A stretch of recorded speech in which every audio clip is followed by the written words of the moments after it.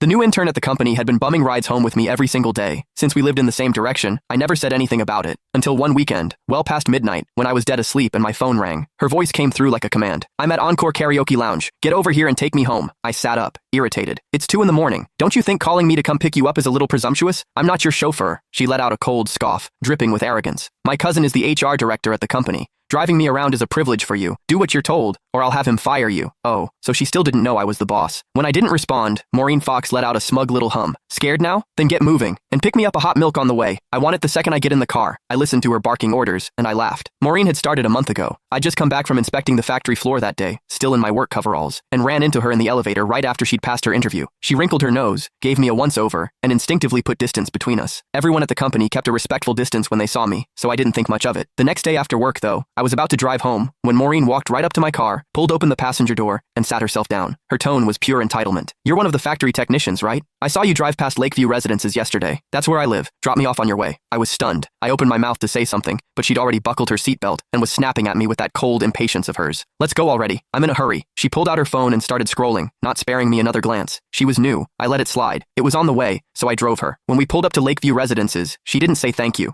She just shoved the door shut and walked off without looking back. I thought that would be the end of it. It wasn't. From that day on, Maureen showed up in my passenger seat after work like clockwork. Never asked, never waited for an invitation. Before I could even object, she started making demands. "From now on, stop by my building in the mornings when you're heading in. Pick me up on the way. I hate the smell of smoke. I know it's your car, but no more smoking in it. I got down here 3 minutes before you today. Be faster next time. Don't make me wait. These seats are too hard. Bring a cushion for me tomorrow. Something soft. I don't like the color of this car. When you get a chance, wrap it in pink." Now I knew. Her cousin was the HR director. "Hello? Why aren't you saying anything? Are you on your way or not?" Maureen's impatient voice crackled through the phone again. I yawned. "No, I'm going back to sleep. Call yourself a cab." I hung up. Before I could even set the phone down, it rang again. Maureen again. "Are you out of your mind? You actually hung up on me? Do you have any idea that my cousin is sitting right next to me?" I replied lazily. "Oh, and?"